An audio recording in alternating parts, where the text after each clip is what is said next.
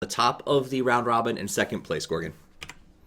So the top of the round robin is going to get the most opponent for them in the first bracket.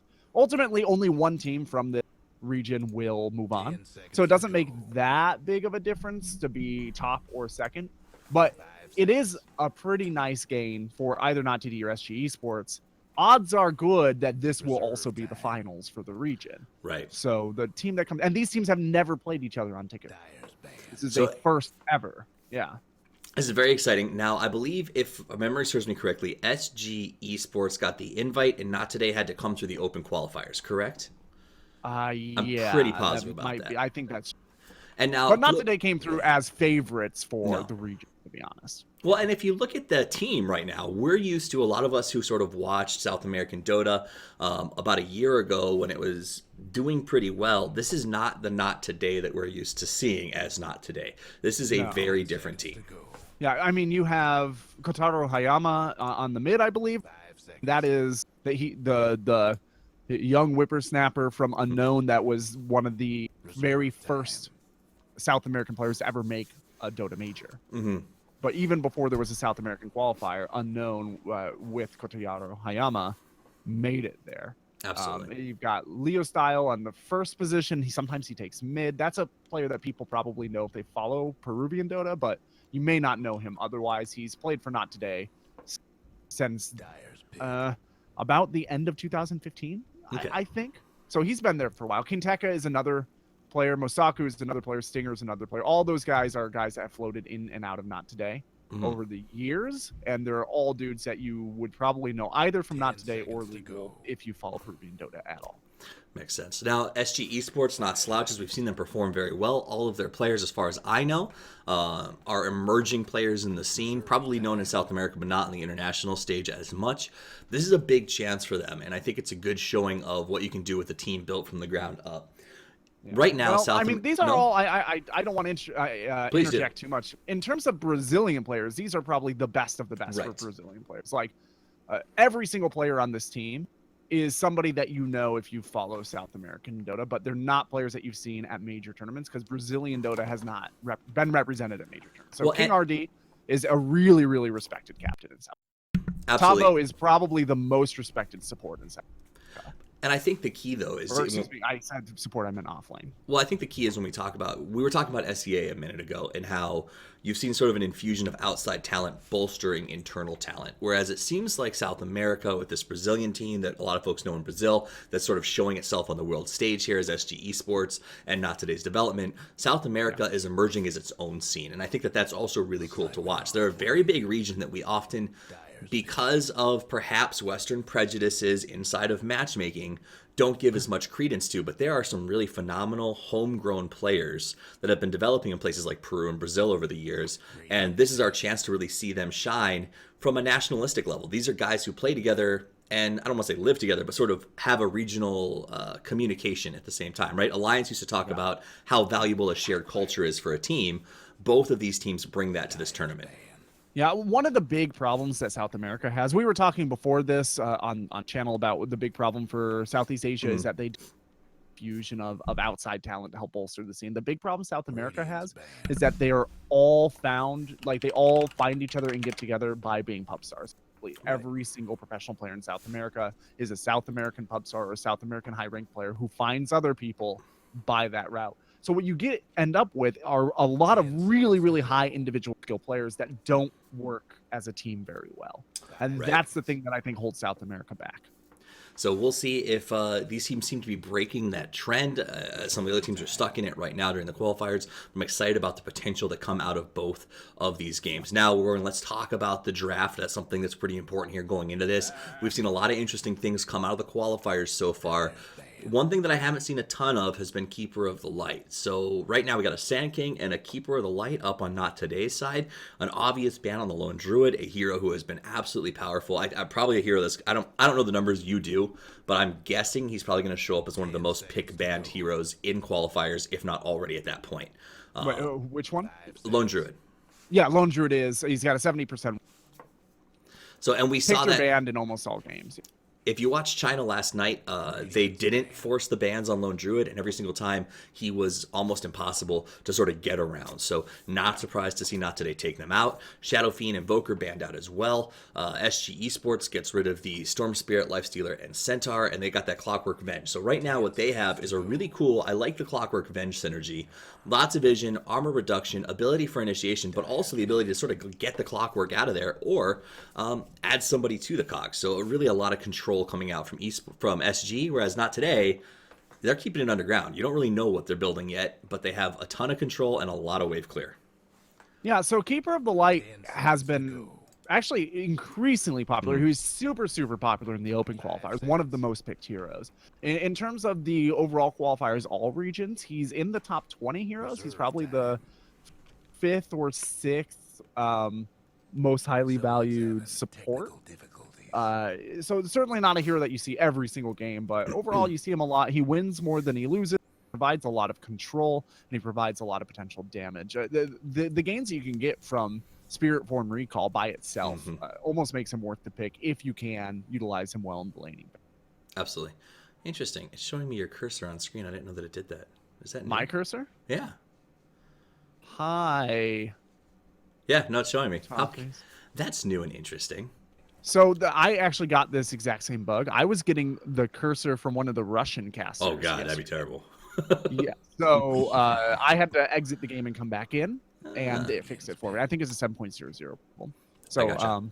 Go ahead and pop out and see if that fixes it. And if it doesn't, then we'll have to do it again once the game starts. Weaver, another really valued hero across all regions. Does not win that much, to be quite honest, but is very highly valued. Allows you to get a lot of damage, a fair amount of corralling potential, but gives you very little control. Radiant's pick. All right. Well, it didn't fix it, but I don't mind it so much. It's kind of fun. So lots of things to see, and we'll see if we can fix it once we get into the match itself. You seeing? Is it highlighting skills right now? No, it's not. It's just the cursor. Oh, okay. So where's the? I want to make sure it's my cursor, not from. It's sitting on Keeper of the Light's ultimate. Okay, yeah, it is my cursor. Look at that. How funny. Okay, well, hopefully that is not a permanent. Hopefully we can fix that once we get into the game. And if we can't, guys, we apologize for the double cursor. It is just a bug of 7.0, and we'll see if we can. Oh, but it fix does show you your cursor too. It's like a double cursor. Yep. Oh, that's weird. Yeah. So we got that is not what happened to me. Like I could only see the Russian caster's cursor. That'd be super confusing. It was very. It took me like 30 seconds to figure out what was going on. Anyway, you know what? While we've got a slight lull here in the draft, I know that there are probably a lot of Spanish speakers either in stream or more importantly on ticket that are looking for Spanish language coverage. And as it turns out, there isn't on ticket. So I'm just going to do a little aside to them. Hola, bienvenidos al torneo preliminar de Sudamérica. Desafortunadamente no hay analistas españoles para ese juego, pero disfruta de nuestra cobertura en inglés o va a twitch.tv/Mr. Choco para español, pienso. Gracias por unirte a nosotros. There, just that was pretty solid, man. I got that high school Spanish skill. Right? I was trying to think of how to say like hello, but I think I'll just leave it to you. You've got this nailed down. So hey, there's a pick that I always love to see, Gorgon, the Wind Ranger. You and this hero. She's my girl. I love it, man. She's okay. She's strong in the right hands and in the right game, right? Yeah. I think that with the Beastmaster and the additional summonables, it gives her a little more of a potential lash advantage. I think that she has great wave clear, and it seems like Not Today, every hero that they've picked up here has the ability to push lanes and stop pushes. Yeah. So they're definitely going for a trend here. That's definitely a hero that I know at least Kotaro Hayama knows how to play, if not also Leo style. So certainly like a comfort pick. I'll let you guess either how many games she's been played in all of the qualifiers or what her win rate is. Neither is very good. I would guess that she's been played in a maximum of 4 games, and her win rate is probably somewhere in the ballpark of 34%. Oh boy, you are real close, man. It is 6 games. This will be 7, and 33% for win rate. She's not doing so hot.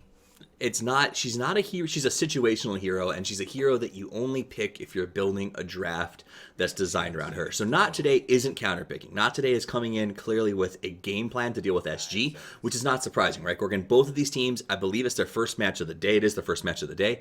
They've had a chance to sit back, look at the numbers, know that this is the only other team that can knock them off the top of the brackets, and have probably put together a best-of-1 strategy. So both SG and Not Today are coming in with a 5-man draft ready to go, built around their style and what they think will win. And I think that that's really important. Generally, in these best of ones, as they progress, we're used to seeing reactionary drafts, right? You can't really prepare a draft for all 6 games you're playing today and expect them all to pay off because you don't know what your opponents are doing. This is a game that I expect both teams to have studied their opponents aggressively, watched their games from yesterday, and have prepared for it. So that's why I'm really excited about both these drafts and the game. While it feels to me like SG Esports has a stronger draft in terms of traditional synergy, Not Today built this, I think, custom for this game, and I have to believe they've got something up their sleeve.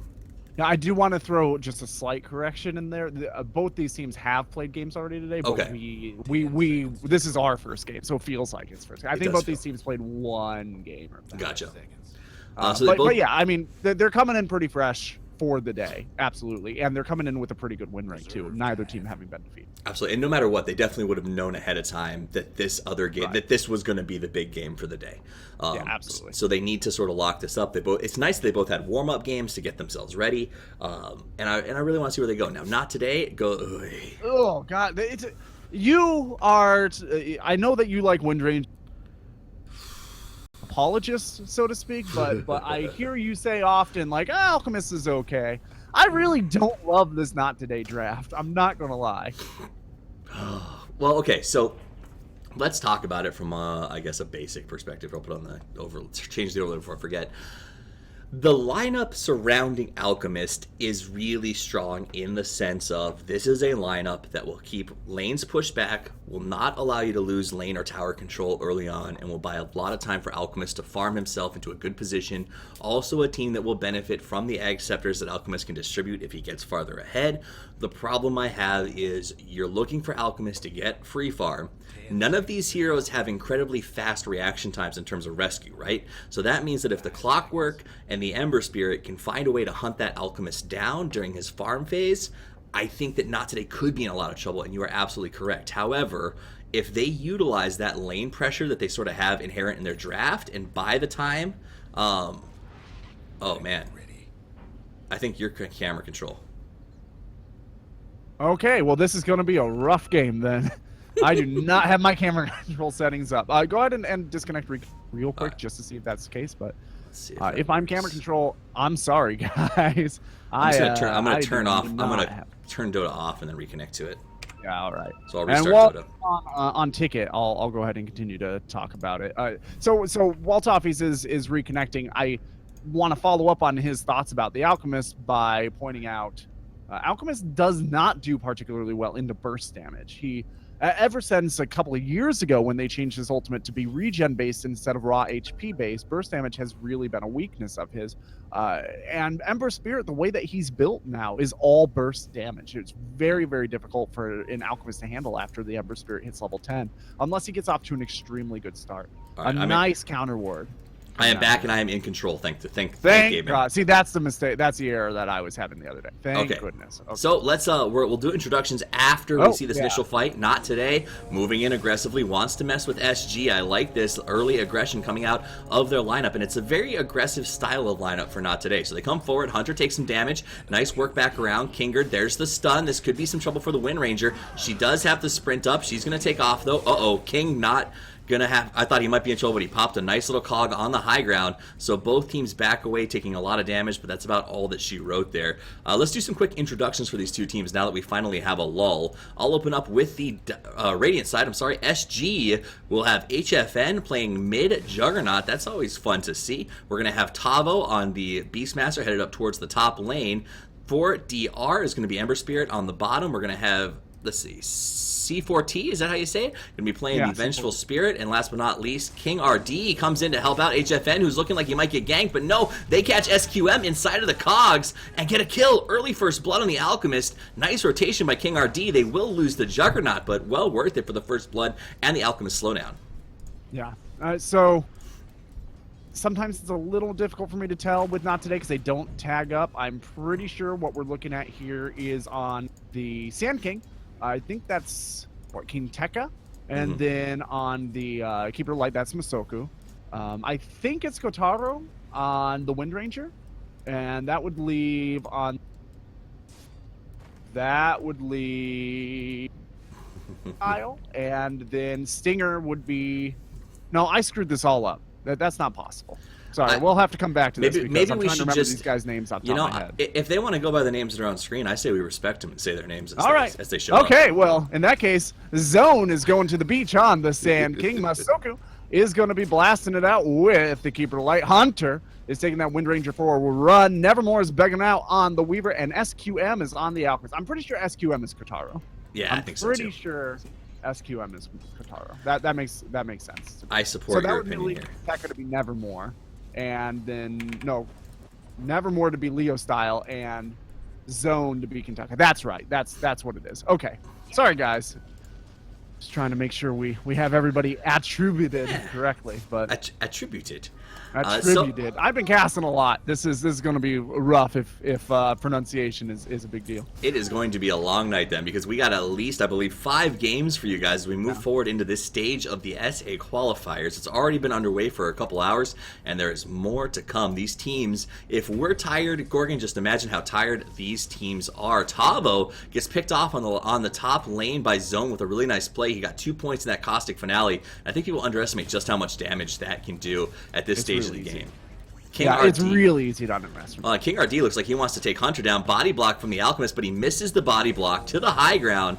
Ends up having to Cog to try and block the Wind Ranger, and she gets away just barely on a nice block from the Alchemist. So very close. But I'm continuing. So why is it so hard to really gauge the value of caustic finale in lane?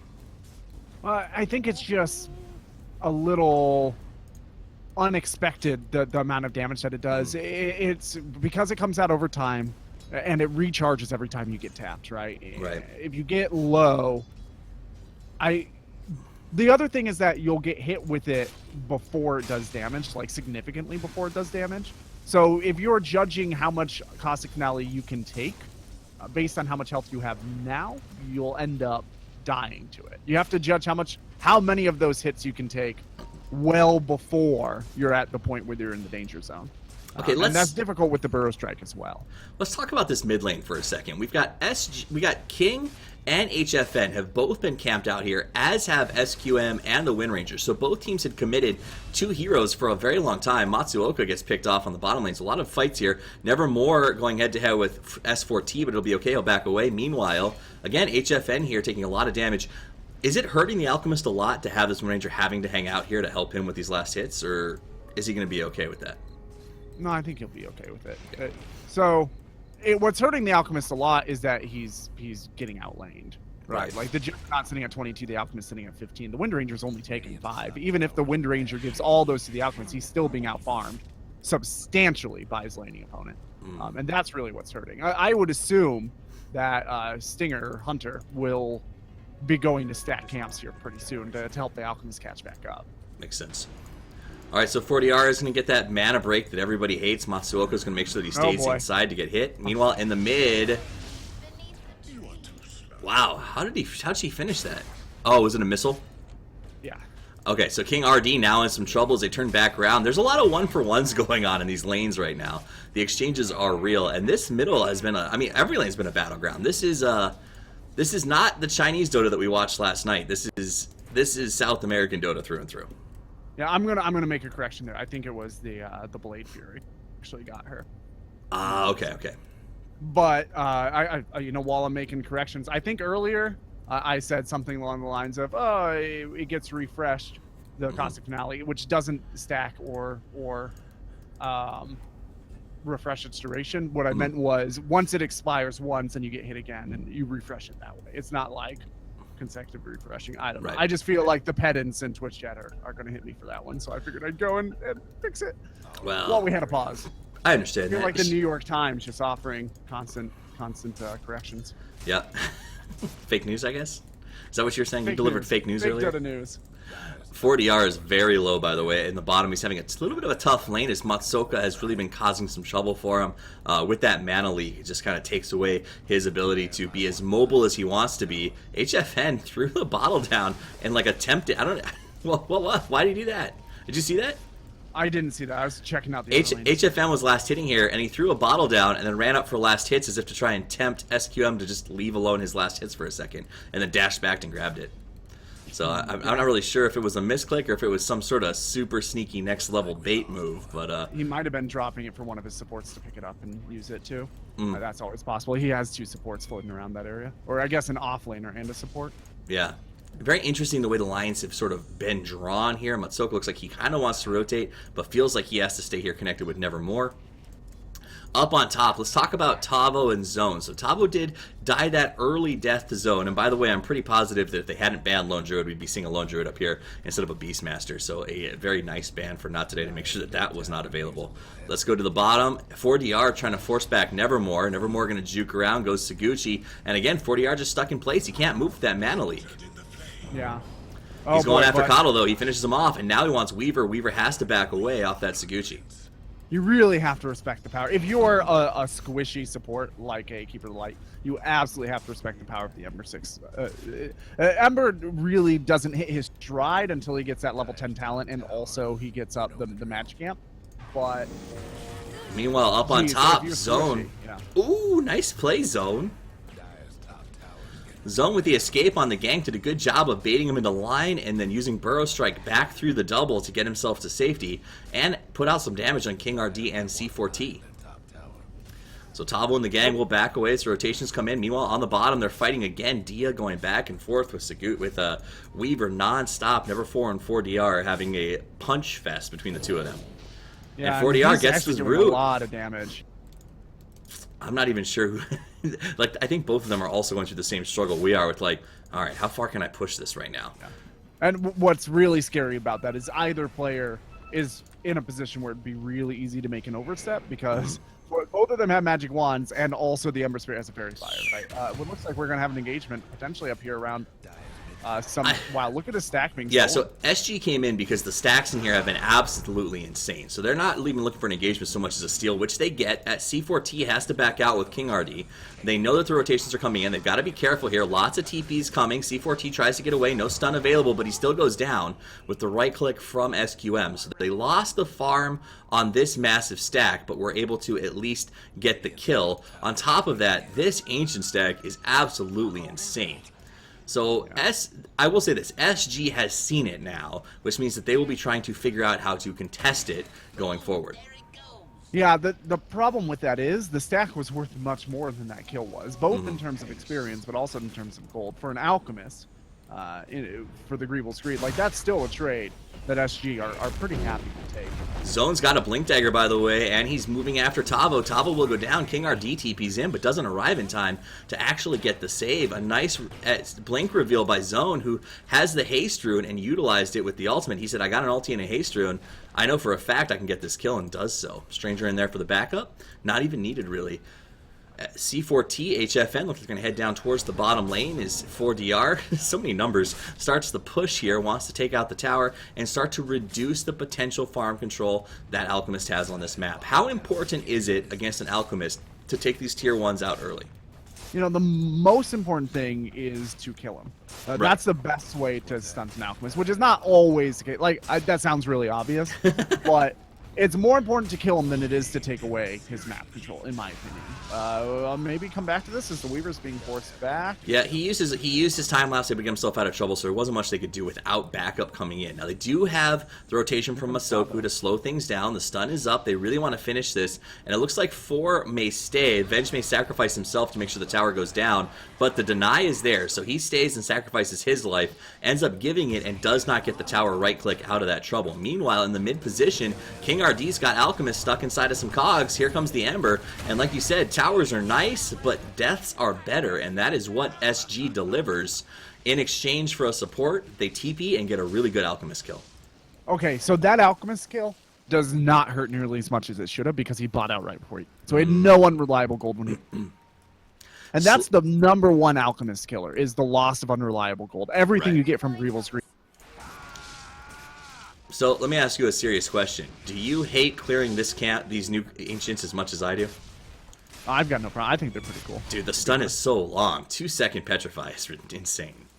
Yeah. I mean, I think it's a good pick.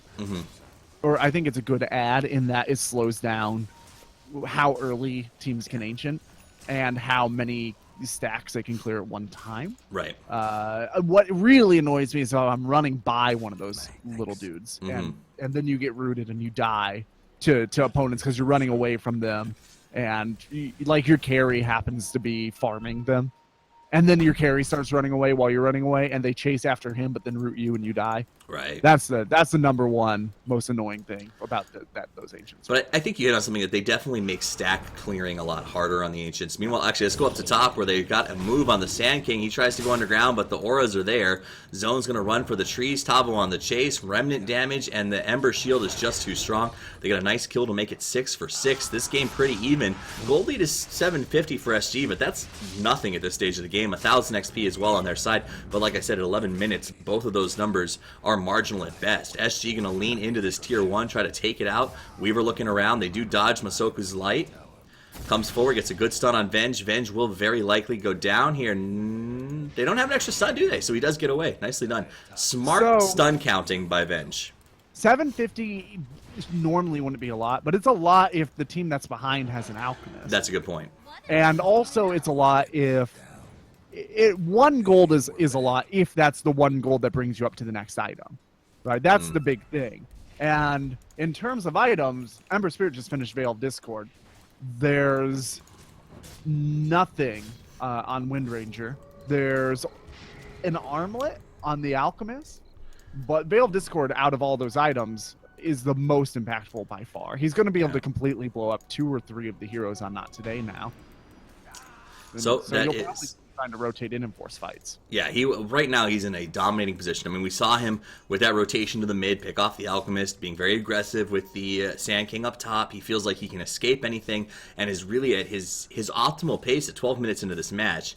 That could end up being trouble. Like you said, Wind Ranger had to put 2 points into Wind Run, so she's not going to have as much damage output from the power shot as she needs to keep lanes on her side right now. You got to get to that 3 points in power shot, I think, to really feel like you have an advantage in terms of lane clear. Super confused. Because December Spirit went for a Veil of Discord build. He went in for max magic damage, max Flame Guard, max Searing Chains, only 1 Sleight of Fist. Picked plus 20 damage for talent. Yeah, I guess that's true. That's super rare. He'll get this kill. And we'll have to come back to this because there's going to be a big stun coming out of the Sand King. The right clicks are there. The concoction as well. Onto the Ember Spirit, who just uses Remnants. He doesn't have another one for... Zone is going to go down. He tries to turn around to get as much as he can done before he does so. A nice swap out onto the Weaver, who then time-lapses back, chasing down after 40R. 40R is going to get hit by a concoction. He wands up right before it lands. Looks like he might be okay, but then he goes right into the Illuminate. That's a ton of damage. That Sleight of Fist goes out, and then, Ember does go down right before the axes come out to help him out. An additional stun, but I don't think they can follow up onto the Rexar. You know, it was a massively ballsy turnaround, and I totally dig it. But I was going to say, I assume that Ember is planning on using that magic damage early in the game, and then is going to transition into sort of a Battle Fury type of physical build, and just thinks it'll scale better. Maybe he expects this game to go very late. You don't see that very often, though. Like the damage scales better, honestly, for almost all games to go magic. We're going to see a kill here, but yeah, it was a good match. In terms of like pub Dota, the spell amplification gets picked in 80% of games and has one of the highest win rate differentials over its opponent or over its alternative in the game. Now, is it possible? A 10% higher win rate for spell amplification, which is basically unheard of. Is that possible because it gives you an advantage in the early game that you need to sort of push your team ahead, but 40R feels like he's doing well enough at this stage that he can sort of plan for the late game plus 20 damage? I mean, I guess 20 damage doesn't feel like it's that relevant late in the game either. Yeah, 20 damage doesn't make that big of a deal. I mean, I guess if you've got like double Battle Fury and you're cleaving Right. 20 damage. That's true. Yeah. Oh, what a shackle Dude, shot. his They're not shackles gonna have be been able to follow on up. par. And they're going to come in. They want to make a move on Juggernaut. Juggernaut's going to get caught in the ultimate from zone. Nice swap from Venge to buy a little bit of space, but HFN is still burning down very, very quickly. KRD comes in and gets zone inside of the cogs. We've lost one. Ember is still alive somehow. Wind Ranger goes down.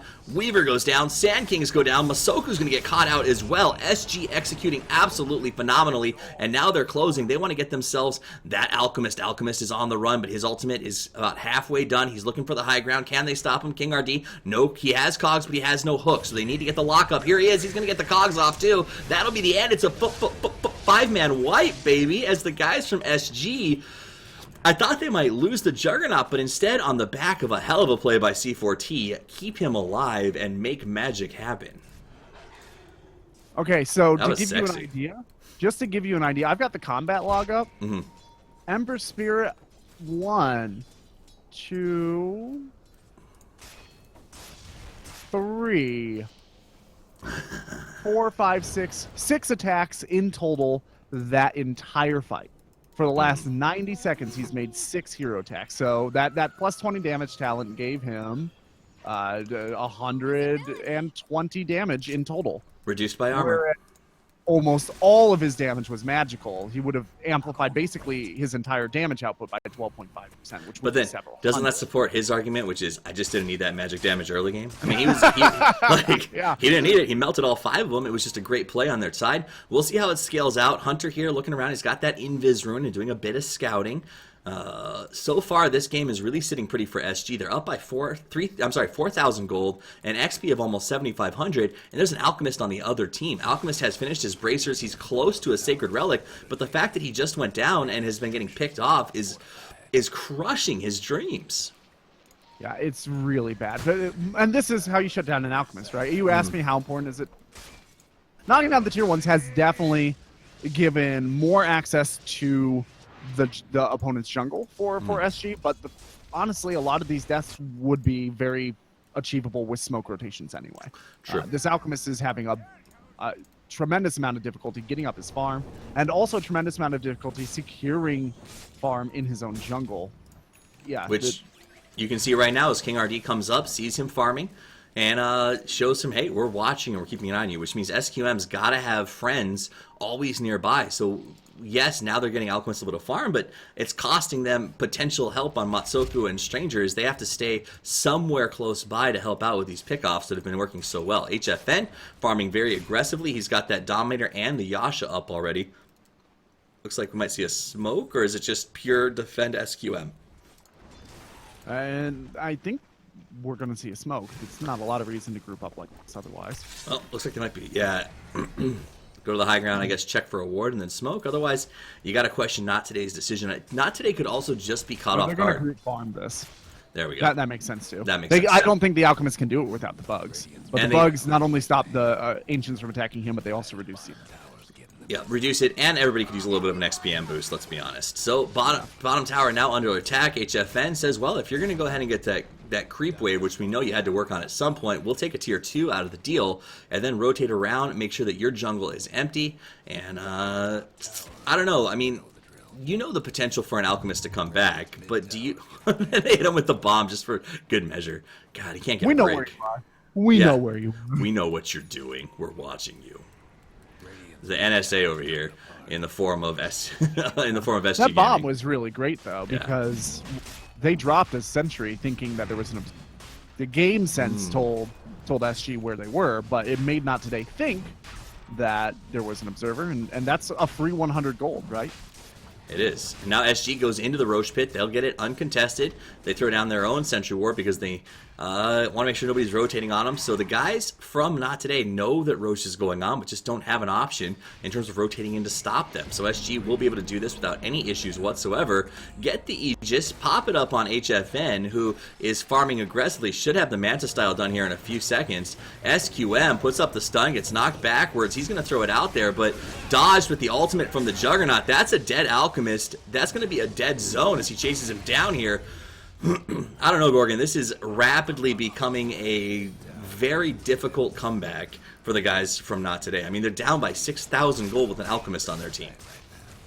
Yeah, well, this is showing us exactly why SG Dota was one of only 2 teams directly invited to participate in these qualifiers.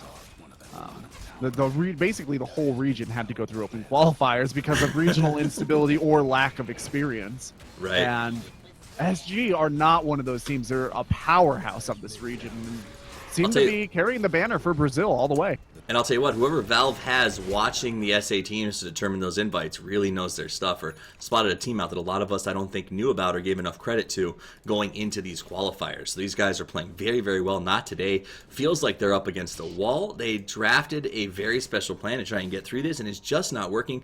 SG seems to have their number left, right, and middle as they wrap up the last tier 2. The glyph is used, interestingly enough. It looks like they really want to defend this, so they're bringing in TPs to the tier 3, hoping to engage. The rocket will reveal everybody who is not invisible, and now they catch Zone on the bottom, so Zone is going to come forward, but the rest of the team is on standby.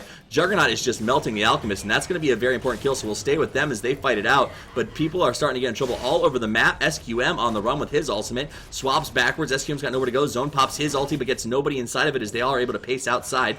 4DR rotates back around, dropping very low. Nicely done. The kites are legitimate. We've lost the Ember Spirit, not today. Very low, but they're all able to back away with only a death of Coddle so far. SQM running for the hills. HFN wants to finish the job. Can they do it? They do, so that'll make it 2 for the price of 2, but SG will be...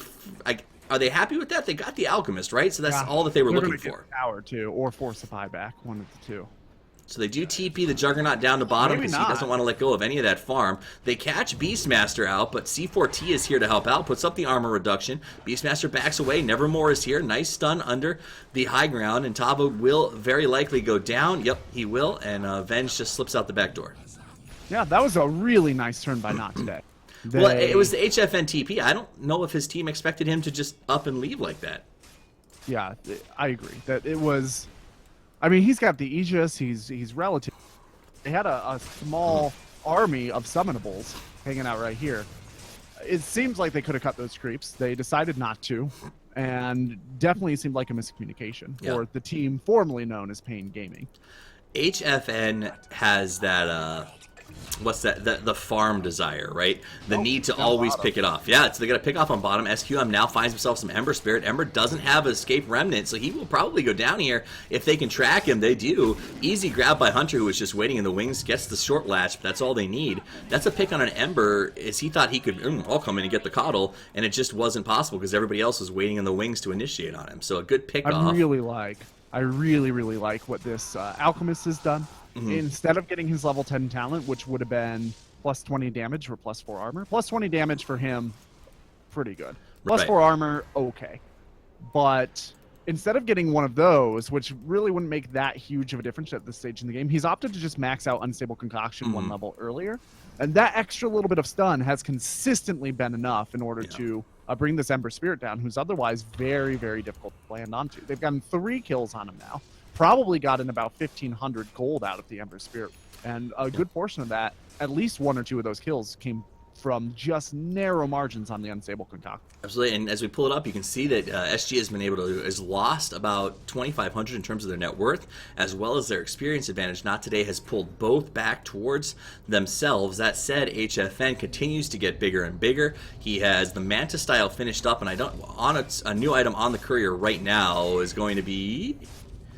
So the Diffusal Blade is done. I figured that might be it. So he's got Diffusal up and running, and he is now ready to start pushing, it looks like.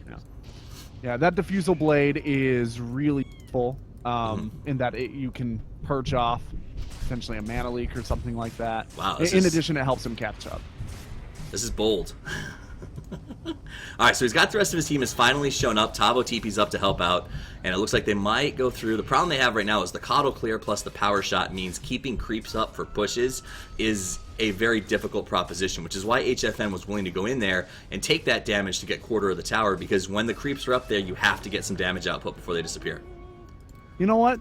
I forgot. They changed Diffusal Blade. You can't cast it on allies anymore. It's not going to allow you to spell anything, but on your allies at least. But it will at least allow them to catch up to opponents. Easy Blade Fury kills with that. Yeah, absolutely.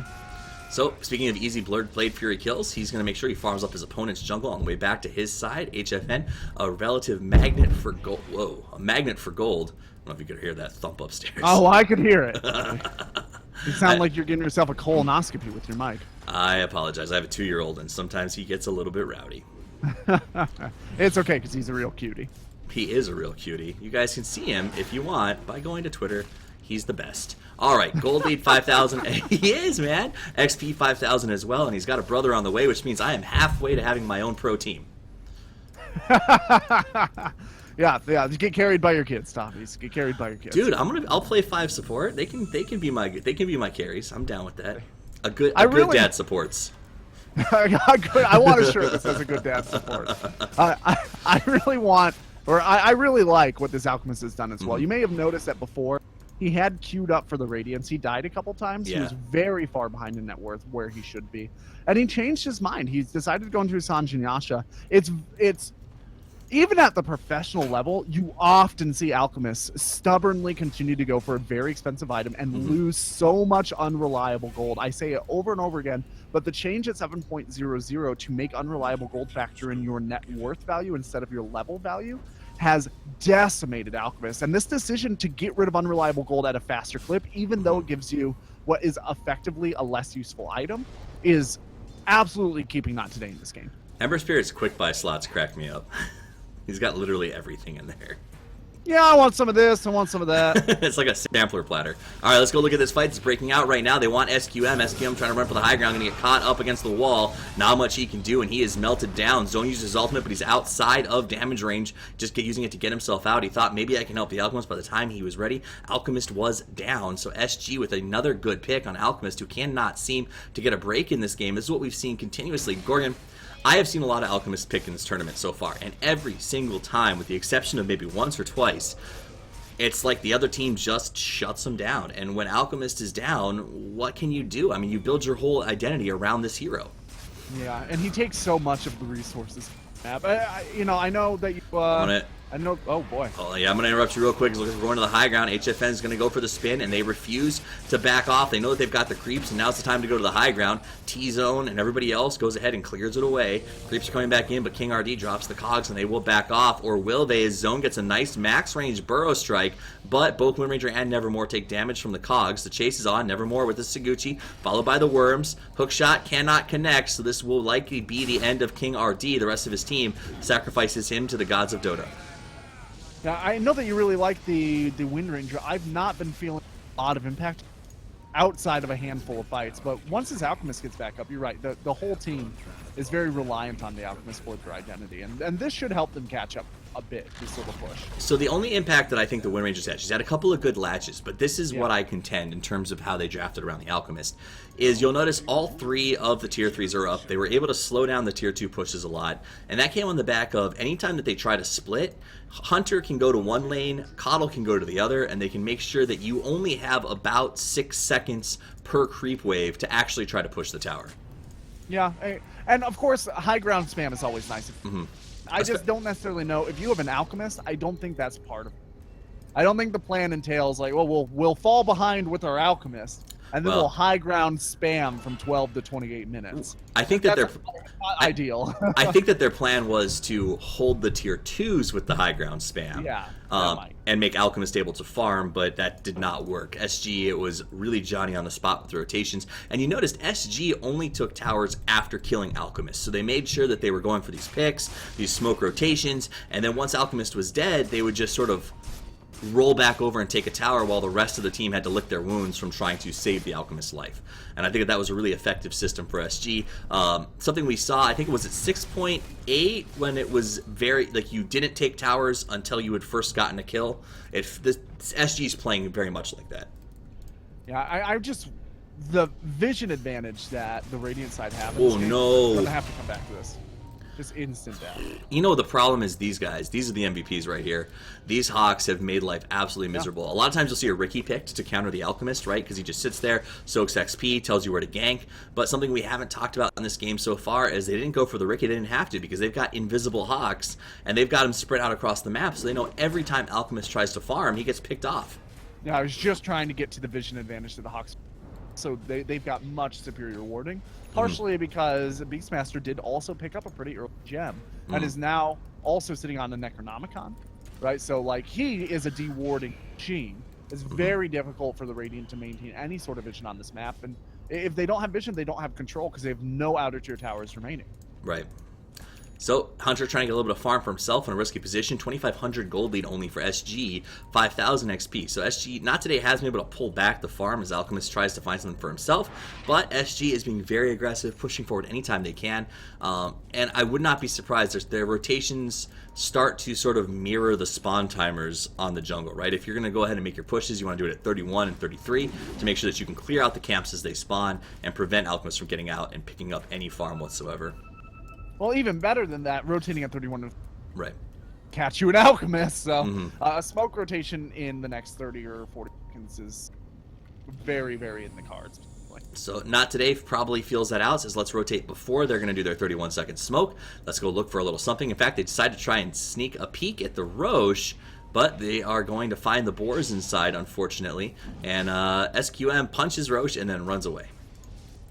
A frustration punch. I think it was a frustration punch. Yeah, well, you got to take your anger out on somebody. Right? Oh, God, this is a tough... This is... I think both of us were squeamish about Not Today's draft, and I think Not Today is now squeamish about Not Today's draft. Yeah, you'll recall I said, I really don't love Not... I think they're very good players. This has not been a very successful... It's just been a very difficult... They made the game harder than they had to for themselves. There's not a ton of synergy here. They've got a lot of heroes that I think are generally weak heroes. I mean, if I asked you when will the Alchemist draft work, I think the answer is not today. Yeah, that's pretty succinct. I think that's fair to say. And now you're at a point where Not Today can never go sneak a Roche because there's going to be a Hawk, right? At no point in time are Not Today going to be able to go out and get something out of the map without SG knowing it. So instead, they have to force their way through SG to make anything happen, which is just a really difficult spot to be in because the only objectives they have left to use to force fights are their own tier 3s. So it's funny to me that you talked about the damage pickup on Ember Spirit, and I said, well, maybe he's going to go into a big physical damage output, and then he picks up a Radiance. So he decides that he's going for tons of magic damage. I honestly, I do not make this accusation basically pro players or even like we cast collegiate players a lot. I don't make this accusation very often against like amateur level players or middling level players. I think that was a misclick. I am not 100% sure, but it just does not make any sense to me. And I'm not the player 4DR is, but it does not make any sense to me at all. So Hunter picked up the Lincoln Sphere on Windranger, and it pays off in dividends as he was about to die. HFN jumped forward for the Diffusal Blade ulti, and the Lincolns was popped. So the reveal of the Lincolns saves a life, but is it really going to be a good enough item for Hunter to sort of manage the high ground defense, which is what they're having to do here. HFN puts down the healing ward, wants to come up to the high ground and start putting some damage on the tower. We're going to see the acid spray come out. HFN, look at him, immediately goes to the right click the tower. They know they only have a small window before the pushback, and they're going to clip as much as they can. Meanwhile, the push to the high ground is on. In comes SQM. He wants to play, but he gets caught with the stun from the Beastmaster. BKB is rotating itself down very quickly. They've already lost Matsuoka. SQM's ultimate is going to be ending in about half its time. He wants to make a chase. Zone with a nice ultimate gets a good double stun, but the ultimate has ended. King RD in some trouble. Looks like he may survive, though, as they lock out and block back Zone. Nice shot by Windranger to finish him off. However, Windranger now in some trouble as HFN playing a little bit crazy as he wants to go all the way in. He has the Aegis, though, which is why he was willing to do it. So he's going to pop up and finish that tower. Nope, he's not. Unwilling to take the risk. Oh, there were no creeps. I mean, they forced a buyback out of the Windranger, and they're not necessarily yet. It's so hard to push when you don't ever have creeps to push with. Yeah, it's true, but at the same time, they've got heroes, so they can sit here all day. Right. They'll get it eventually. The tower's really low. They will get it eventually. And once they have that, they can take the sanctuaries, and then true control will be theirs. Zone with a nice TP to try and cut off the escape. What a latch! That'll be a dead Venge. A very, very nice play just to come around and have the game sense of where they're going. That's one of the reasons why getting this tier 3 tower is so important. Now, once the tier 3 tower drops, they'll be able to get shrines. Until then, anytime SG are backing up off a push, they're vulnerable to being outmaneuvered. I do want to point out, Hunter has been getting very strong latches without a Blink Dagger, which is a significantly harder feat to accomplish on a Wind Ranger, using a Force Staff to position for those latches. So at least kudos to him on some nice plays. It's just not enough right now, as you see HFN totally comfortable blinking in and just causing some damage, clearing the creeps, and pushes them back. Says, if you won't let us push, we're not going to let you push. Meanwhile, look at this, the army's going to the high ground. The Boars are going to try to do some more chipping. That's literally it. They're just going to keep throwing bodies at the towers. You know what? You can throw bodies at the towers as long as you start to run into trouble when you're throwing hero bodies at the towers. I mean, Alchemist is, yeah. He is behind, but you give him some space and he will catch back up. Right. It's like watching a Drowning Pool song come to life here. 2,500 lead, 10,000 XP experience. So when you talk about an Alchemist in game, sometimes the net worth can be misleading, but the XP is usually a pretty good indicator of where the actual farm is, and that 10,000 lead is huge. Now they go in, they get the stun, they pop the defense that was up on the Alchemist, pull him back into the rest of the group, and he will just get completely wrecked and drop down. Meanwhile, Ember wants to go for the high ground. He's involved here. Juggernaut's ultimate going off as well. Dia's got to back away, taking a little bit of damage from the Weaver, but HFN says, this is our tower, we're going to take it, the time is now. Big triple stun comes out from Zone as he backs off. Weaver with the Saguchi, but that puts Wind Ranger in a tough position. Force staffs herself forward, she will go down. Cogs come out and throw everyone back away from engagement here. Germinate up, lots of worms. Zone pops his ultimate, comes in, puts some work, but a nice save on HFN. He gets thrown outside of it with the Force staff, turns back around. Weaver going to get himself to safety just barely, but that will be the end of the tower. Blade Mail popped to buy some more time for the Ember Spirit. The amount of Force Staffs being used is absolutely ridiculous. They find and catch Zone eventually to make it a triple kill. Buyback from Zone. Once the buyback comes out, they decide it's not worth sticking around. They got what they wanted. They'll go back, pick up some Sanctuaries, and then check in on pushing the other lanes forward. So a very nice pickup from SG. The fight had to happen that way, and it only worked because they got the Alchemist first.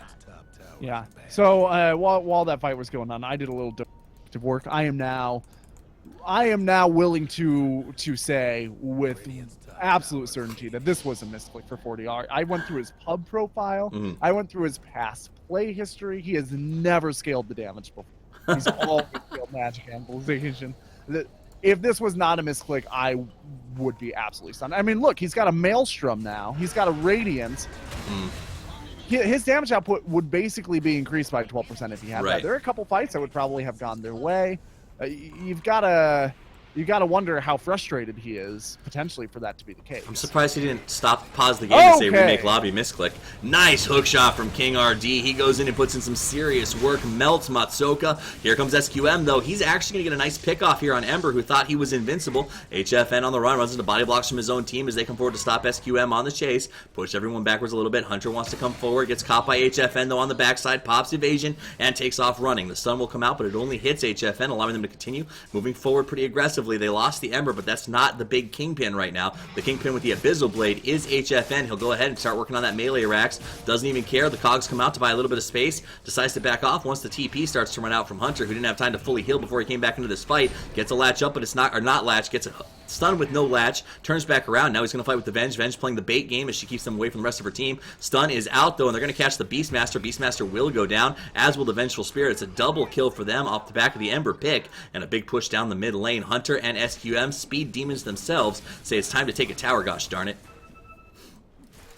Yeah, this is a lot more back and forth than it honestly should be. Yeah, given the huge advantage that SG had. Granted, it was only at like 5,000 for a good chunk of the game, but 5,000 advantage over an Alchemist is a ton. That's 15,000 experience that they were sitting at before that push, and it is now going to spike back in the direction of not today. I hate to keep coming back to this point, but a lot of these fights would have turned out differently if the Ember Spirit's damage output had been up by 12%. That last where he died there, he would have gotten at least one kill, if not two, with the 12% damage increase. And you have to wonder how that plays on a player's head, right? Like, yes, it's a misclick, but if you play a lot of Ember Spirit and you're used to having that skill as part of your build, you're going to make choices that reflect the 12% additional damage, and those choices aren't panning out because he doesn't have it.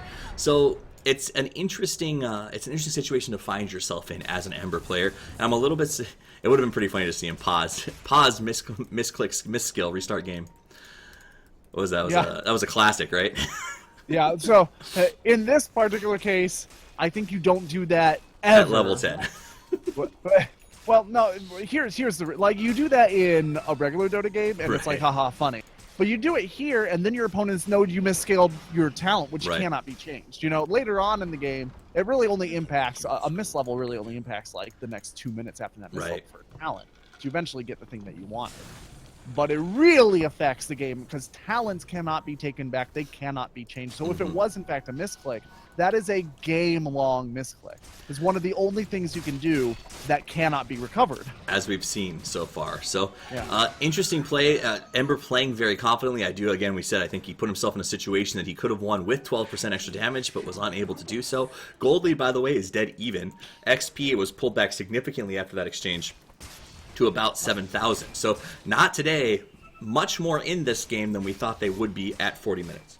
Yeah, let's talk about Masoku, though. This guy's a real champ. He's supporting at the lowest net worth in the game. He's sitting at 0, 8, and 9, and he has nothing but Windlace and Tranquil Boots.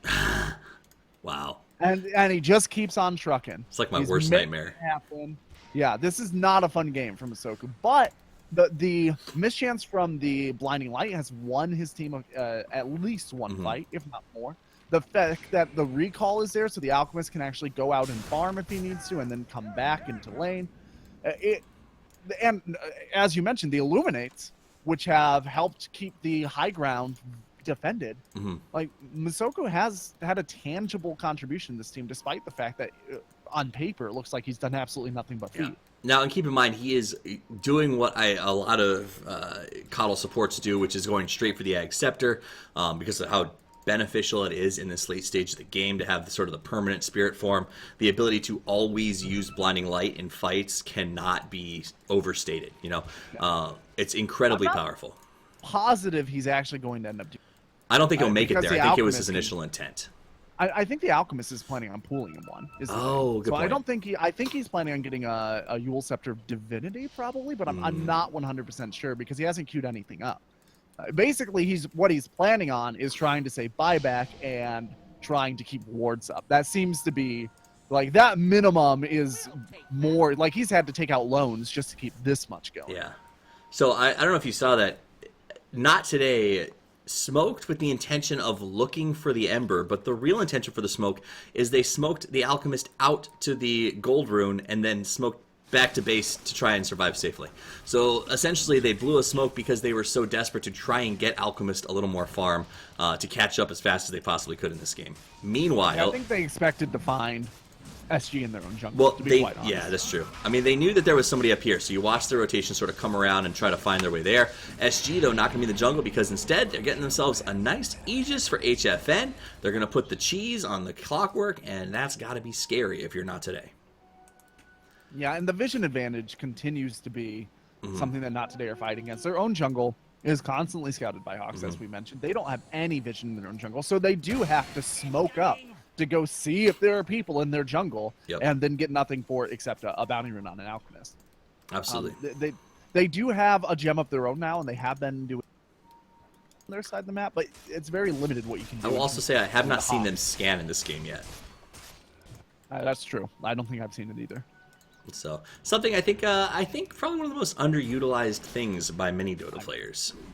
Yeah, I mean, at the professional level, not quite so underutilized, but in this game, they could have certainly scanned their jungle on that smoke to see if there was someone there.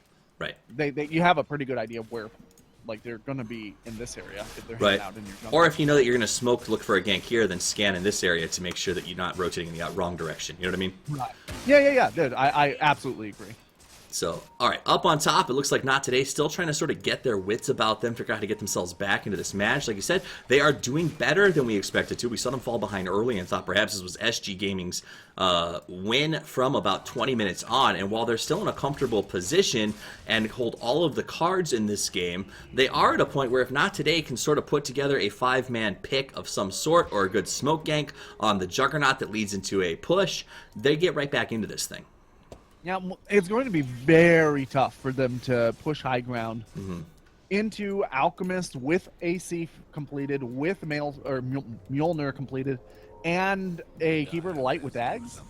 If they don't push with this Aegis and the cheese, If SG don't get a pair of racks before that expires, I'm not sure that it's going to happen, to be honest, because of the difficulty pushing into that Keeper of Light, the constant spam with the power shot. Right. It's just so much. And you got to worry because SQM's getting to the point now where he's going to start buying Ags very quickly for his team. I think we all know that a Wind Ranger is a lot more threatening when she's got an Ags to sort of continuously put out that damage when you're trying to push the high ground.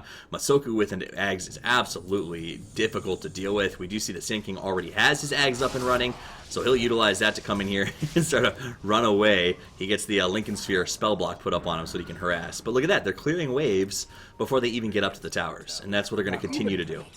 Even Weaver Ags is not a bad Ags to have. It's not a priority Ag. Right. But you can save anybody on your team once you have that. Suddenly, it doesn't matter whom SG target. It won't make a difference because it will be like targeting a Weaver. Regardless, there's a Lincolns on the Weaver and the Wind Ranger, so anybody getting targeted by SG at that point is going to be time lapsable, and we'll have a Lincolns at least one Lincoln. At that point, it's almost like you can't team fight. You can't team fight to the high ground. You've got to force a triple split push and then try to just sort of sneak in and take what you can get. Yeah, which is also very risky into a Weaver because of how maneuverable the Weaver is. So, and that's what HFN is going to come forward, spins, and then walks away the second the spin is over. So they're just going to use spell immunity, right clicks, and mantas to try and burn down these towers. Yeah, and that's the way to do it. Remember that the mid lane especially, the distance that backdoor protection falls down, I think a lot of players underestimate it. It's about out here. Yeah. So if you're able to get creeps out basically to the extent that power shot can't even cover it anymore, at that point you can split push with the Manta. That's hilarious. So they did manage to get Dia up to the top lane because they pulled everyone down to stop this. He sneaks the tower in the meantime and then jumps down to the bottom because he knows they're going to respond to him. This is like quintessential rat. Yeah. This is there's no other way to do it. No. I mean, that's not today's fault. If you draft pure high ground defense, all you're going to do is get ratted. Like, you brought this on yourself, not today. Oh, they swapped out the Sand King. He pops the BKB, but the stun is already out there. Goes right through it, and that's going to be the death of the Sand King. He immediately buys back to help his team out. SG backs away, got a kill out of it, and hopefully they'll come back forward. They got that tower down to a quarter health. Sand King buys back, comes out, picks up his gem. Nothing to see here. Unfortunately, the buyback on the Sand King is not... And I don't think SG are really able to stand and fight right now, but you can see that they're backing up. The BKB charge is going to be back off cooldown in 50 seconds. So SG need to make something happen while the Sand King cannot BKB. So while they're able to stun him. SG knows that the push was coming on top, and they have to send one hero up there to try and control it. So they were hoping to get a little bit of creep wave in during that time, which is why they queued up the Necro Boot or the Necro Book. Aegis is reclaimed, so that's a win for not today, sorta. But that means the Monkey King bar is now in spot. That's a big win. Well, except for the MKB can now be utilized for this weird illusion push that they've been doing. Yeah, that's more damage. It's true, but the fact that the Alchemist has to split illusions farther back because he's not safe going onto the high ground, you're going to get less time out of those illusions. Alchemist gets swapped backwards. BKB comes out. The stun obviously goes through BKB and hurts him, but the Alchemist is just too tanky. King RD pops the Blade Mail and says, "Don't attack me. You'll hurt yourself, I promise." Meanwhile, they're going to get, a nice play. The ultimate comes out from HFN, putting in some serious work. Gets the single, the double. Forces a buyback from the Wind Ranger. Now he's inside, causing all kinds of trouble. Alchemist in a bit of his own as well. Gets swapped. We lose the Weaver. Alchemist going to go down as well. That makes it 4. A buyback on the Weaver, and they push to the high ground. They should go take the racks here. Hunter dropping pretty low. Has to be careful now. Buyback on the Alchemist as well, and SG will withdraw, having forced so many buybacks out. They will stop the push, but that is a massive net worth punch in the crotch for the guys from Not Today. Now he dodges the stun. HFN goes in and harasses the Alchemist, but they got to be careful here. Last time it was a little too much damage for them to deal with. He's got the regen. They catch King RD on the back. Hunter going to come forward, and they finish off the job. So King RD gets killed because of a little bit of overconfidence perhaps from HFN. Yeah, also, I don't know that SG were aware that the Ags is done on Weaver. Like, Weaver has the free Ags. They gave it to Weaver instead of Keeper Light first, which I'm not... I'm sorry, Dia comes back forward, wants to get into the fight. Nice latch, though, will slow him down as they move in. HFN comes with the spin for DR. Has to be careful here as he turns around to run away. SQM with the toggle, doing a good job. Big stun by Zone, moves in, gets the triple. Can they finish the job? They do manage to get the Venge down. Want to try to finish off 40R. That's who they're hunting here, but he's doing a good job of getting through the trees. They will find the Beastmaster instead, and Weaver will get that kill. So a massive turnaround from the guys here on Not Today, and we said that they need to try to get a 5-man wipe. They get very close to it, but they have to spend a heck of a lot of buybacks to accomplish that goal. Yeah, but with all of that said, all they lost was a ranged barracks, and they're very close to losing melee barracks. Actually, Ember Spirit going to come up here. Juggernaut coming up here, and will get the melee barracks. A very nice purchase and use of the trabs. They'll save it with the glyph. Oh, he won't get it. He's No, the catapult! Hey! Catapult MVP! That was a really nice play too. Like the Juggernaut microed one of his the other side of the barracks so that the stun wouldn't hit both of them from the concoction. Sorry, that was literally able to get exactly enough damage out of those illusions to get that. So they do end up with the lane of barracks now. That push ends up being okay for them. But I mean, more than okay. You're always happy to come away with barracks, but it costs them a lot too. All right, so let's take a look at that. The gold lead, by the way, for SG Gaming is almost 15,000. They're at 13,000 right now.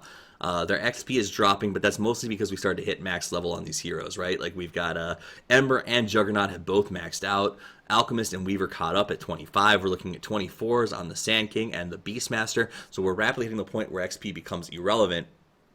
Net worth is quickly becoming relevant for a lot of these heroes as well. Let's take a look at the items as they stand right now.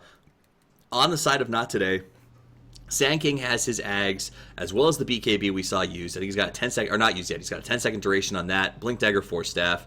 Keeper of the Light is finally getting some items. The Force Staff has been huge, and I believe he's been given has not been given an Ags yet. So still no Ags on the Keeper of the Light, which once that comes out will make the games a lot harder for SG on the high ground push. The Blinding Light, very, very strong in terms of keeping you not only from pushing, but keeping you off of your tower hits. So in those moments when they do come through and throw their illusions and everything else to trying to get a tower or a Rax, Blinding Light means you miss half of those shots. The problem that they're going to run into, though, is MKB on Juggernaut because he knew that that was going to happen. So between Chakra Magic and Blinding, if the Ags were on Keeper of Light right now, big 500 heal bursts to the entire team of Not Today once every average 2.5 seconds, something like that. That's a ton of health. And granted, the Weaver was able to use the Ags in order to save the Alchemist's life earlier. Right. I'm not positive. I'm not completely sold that the Alchemist wouldn't have survived if there were a constant Blinding Light available and a constant stream of Illuminate. Right. Yes, the idea behind giving it to the Weaver before the Keeper Light is that otherwise SG just wait for nighttime and then start pushing. Right. So, especially if the Alchemists finish the item at night, it's better to give it to the Weaver and hope that you can farm up another one before day. Right. But he's not working for it on the Keeper Light now. He's working toward a Basher, and I assume that's going to take the place of maybe Sanj and Yasha. Yeah, it seems that way. I know it would be nice to have that recall for the farming right here. You obviously let SQM go out, clear some camps, immediately recall him back to base for safety reasons. HFN, though, pushing the top lane. It looks like we might have a little bit of a standoff here as both teams rotating together. Now, Dyer is just defending the SQM as he tries to find some farm, thinking about taking a fight, but do they really want to take a fight out here off of their high ground, sort of where their bread and butter is? A nice D ward here coming out of SG, and they're just trying to control territory. They go up top. Hunter is up on the high ground. So Hunter got Force Staff down and then back up. There's a force staffing all over the place. In they come. King RD gets up a nice cog. We've lost Hunter because of his positioning. Inside of the cogs becomes a pit of death as we're going to lose the Weaver inside of it. The Coddle is down.